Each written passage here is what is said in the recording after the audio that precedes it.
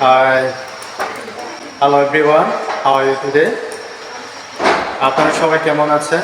আমার নাম অগ্রতি মার্মা। আমি আজকে এই ধর্ম নিয়ে কিছু কথা বলবো। আমাদের দৈনন্দিন জীবনে প্রত্যেকের জাতির জন্য আমাদের ধর্মীয় দরকার। আর ধর্মীয় কেন আমাদের এই পৃথিবীতে ধর্মীয় না থাকলে কোনো কিছু করা সম্ভব না। আর ধর্ম আছে বিদায় আমাদের এই খারাপ কাজ থেকে বিরত থাকতে পারে এবং এই ভালো কাজের জন্য সামনে এগিয়ে যেতে পারে। তাই যারা নিজ নিজ ধর্মগতভাবে ঠিকমতো পালন করেন তাদের জীবন সুন্দর হয়, সুখী হয়। তাদের যে কোনো জায়গা, যে কোনো মানুষের সাথে মেলামেশা করলে এবং ভালো সুসম্পর্কতা হয় আর নিজের জীবন সুখ শান্তি খুঁজে পায়। তো যাদের জীবনে ধর্মীয়কে অবহেলা করে জীবনযাপন করে তাদের জীবন এই সুখী হয় না, এটাই নিশ্চিত আমি বলবো। তো পৃথিবীতে আমাদের যতটুকু ধর্ম আছে, যার যার বিশ্বাস তারই কাজে সফল দেবে।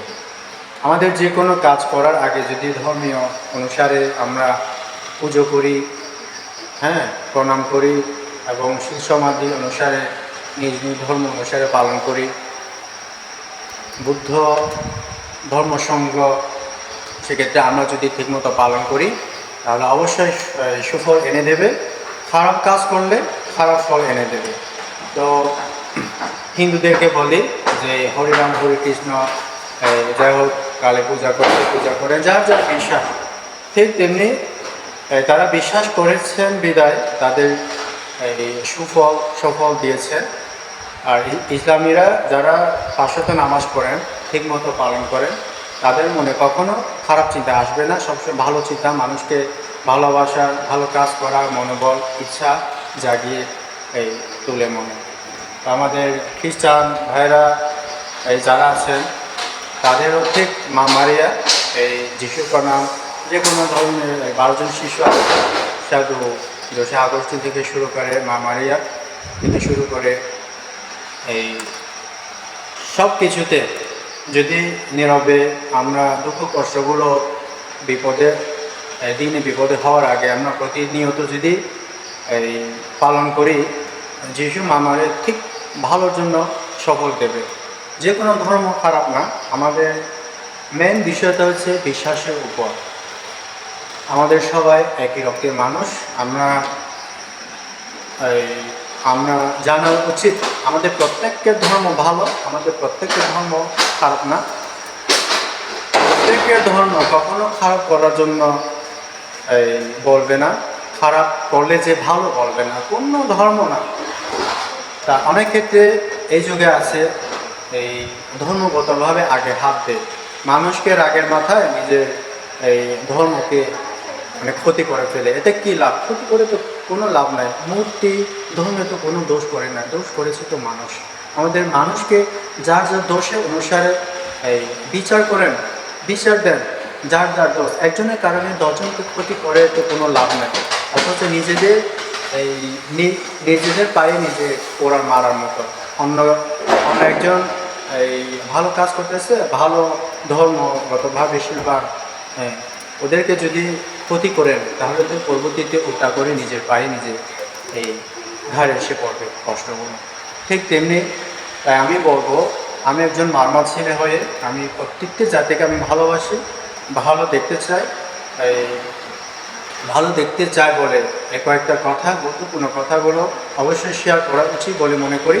তার জন্য আমার কথার মাঝে কোনো ভুল ত্রুটি হয়ে থাকলে আমাকে ক্ষমা দিচ্ছি। দেখবেন আপনারা, আমি কোনো জাতিকে ছোট করতেছি না, কিন্তু প্রত্যেকের ধর্মে আমাদের খারাপ দিক আছে এবং ভালো দিক আছে, ভালো লোক আছে এবং খারাপ লোক আছে। অর্থাৎ এখন এই যুগে বেশিরভাগ খারাপ লোকের জন্য আমাদের ভালো লোকেরা জায়গা পায় না, সমস্যা হয়ে পড়ে।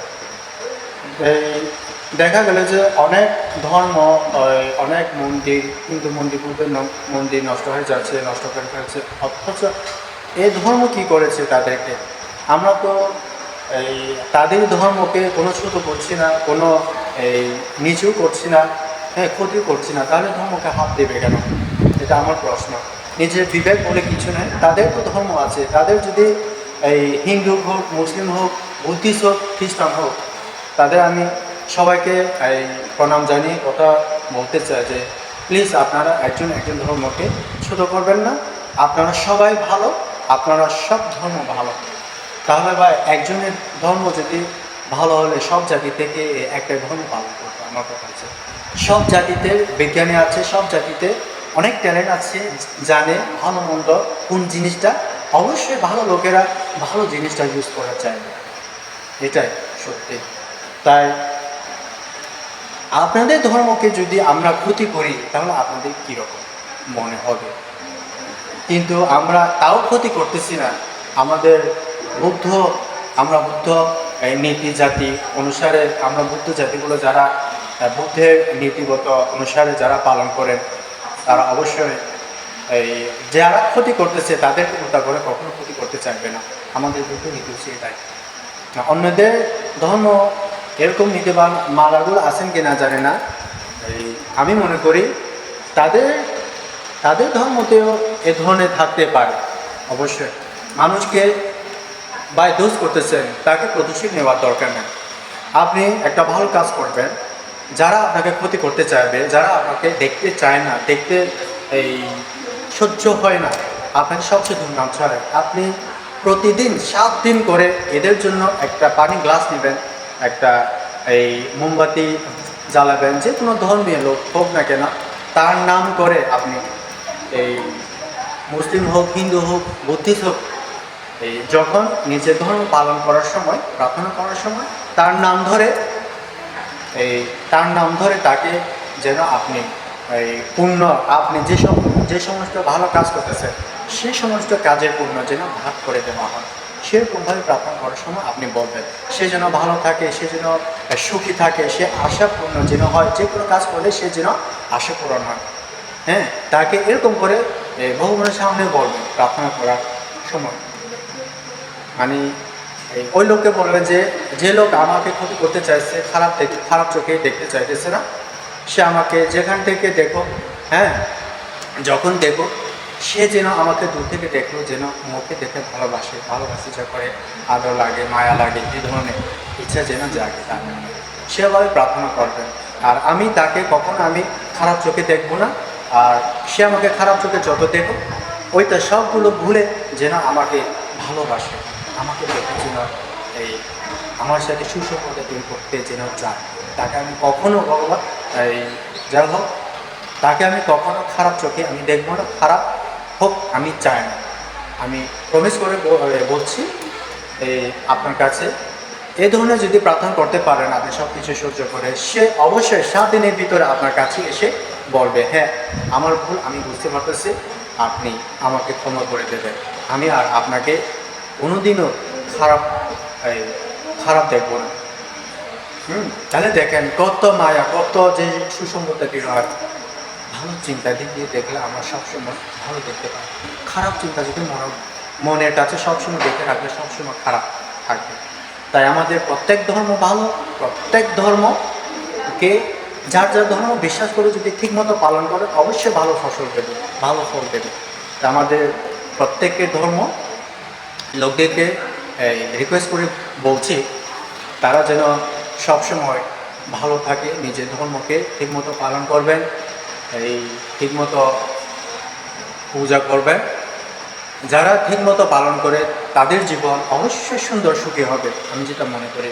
ধর্ম উপরে যাদের আছে, ভালো দেবতা, এই ভালো উপরওয়ালা যারা আছে তারা অবশ্যই দেখবে, যারা ভালো কাজ করে সবসময় তাদেরকে ফলো করে, হ্যাঁ বিপদ থেকে রক্ষা পায়, বিপদ হওয়ার অবস্থা ওই বিপদ থেকে রক্ষা করে এই ধরনের। কিন্তু খারাপ মনোভাব নিয়ে যারা কাজ করে তাদেরকেও আমি সাবধান করে দিচ্ছি, ধর্ম এমন একটা জিনিস প্রাকৃতিক, ভুলে না। আপনি যাকে কষ্ট দেবেন অবশ্যই সে কষ্ট ফসল আপনি পাবেন, এটা নিশ্চিত। কিন্তু আগের কথা ছিল যে এই জন্মের পরের জন্মে সে ফল ভোগ পাবে, কিন্তু না, এই যুগে হচ্ছে সেম টু সেম। যেমন এই যুগে আপনি তাকে ক্ষতি করলেন, এর পরবর্তী ক্ষতির উল্টা করে আপনার কাছে বিপদটা এসে পড়বে, এটাই নিশ্চিত। সে যদি ভালো মানুষটা নিয়ে ভালো যদি হয়, আপনি তাকে যদি খারাপ চোখে দেখেন, খারাপ কাজ যদি করেন, অবশ্যই আপনার কাছে এই খারাপ ফসল দেবে। তার জন্য এই বলছি সবাইকে, আমি সবাই ভালো যেন ভালো হতে আসার ভালো চিন্তা করার একটু চিন্তা করেন। সবসময় যার যার মনে ভালো চিন্তা ধারণা নিয়ে যদি থাকি, তাহলে অবশ্যই ভালো কাজ করার জন্য ইচ্ছা থাকবে, ভালো চোখে মানুষকে দেখবে, এটাই আমি চাই। তার জন্য মরে গেলেও এই কথাগুলো আপনারা ভুলবেন না যে মানুষকে সাদা চশমা দিয়ে দেখবেন সবসময়। আপনাদের দৈনন্দিন জীবনে অনেক সুখী পথ খুলে যাবে, অনেক সফলতা পথ খুলে যাবে, অনেক ইনকাম পথ খুলে যাবে। এই চিন্তা যদি করেন, প্রতিটি ধর্ম আপনাকে ভালো কাজের জন্য ভালো সঙ্গ দেবে। অবশ্যই উপরওয়ালাগুলো আপনাকে সাহায্য করবে। মানুষকে, আমি আবার বলছি, মানুষকে সবসময় সাদা চশমা দিয়ে দেখবেন আপনারা। কালো চশমা দিয়ে দেখলে আপনাদের জীবন কখনো সুখ হবে না, এবং এই এই কখনো সুখী হবে না, এবং কখনো জীবনযাপন সুখী জীবন করতে পারবেন না। সবসময় রাগ ঝগড়া, এই এই ক্রোধ, হ্যাঁ, সবসময় এরকম দ্বন্দ্ব নিয়ে থাকবে যে। আর উপরওয়ালা কখনো ভালো চোখে দেখবেন, বিপদে ছাড়া কোনো কিছু দুঃখ কষ্ট ছাড়া জীবন নাই। কালো চশমা মানে ভালো মন ছাড়া খারাপ মন মানসিকতা দিয়ে যদি আমরা মানুষকে দেখি, তাহলে কি হয়, সে দেখা অনুসারে ফসলটা পাবেন। খারাপ মানে কালো চশমা দিয়ে দেখবেন, আপনি খারাপই দেখতে পাবেন। ভালো চশমা মানে সাদা চশমা দিয়ে মানুষকে যখন আপনি দেখবেন, তাহলে ভালো ফসল অবশ্যই এনে দেবেন। Thank you so much everyone. এই ভিডিওকে ভালো লাগলে আপনাদের বন্ধু বান্ধবদেরকে সবাইকে প্লিজ একটু শেয়ার করে দেবেন। আমি কষ্ট করে আপনাদের জন্য ভিডিওটা তৈরি করেছি। আমি আমার বাংলা ভাষা এতটা আমি স্পষ্ট করে বলতে পারি না, তারপর আমি চেষ্টা করছি আপনাদের সকলদেরকে বুঝিয়ে দেওয়ার জন্য।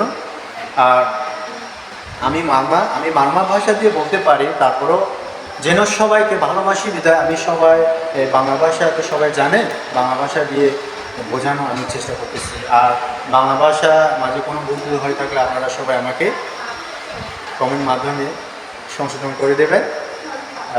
আর এই কথাগুলো যদি আপনাদের কাছে ভালো লাগে, ভালো মন্দ আমাকে ফলো করে আমার ইউটিউব চ্যানেল আছে কয়েকটা, একটু সাবস্ক্রাইব করে দেবেন, এবং লাইক কমেন্ট মাধ্যমে আপনারা ভালো মন্দ মতামত জানিয়ে দেবেন।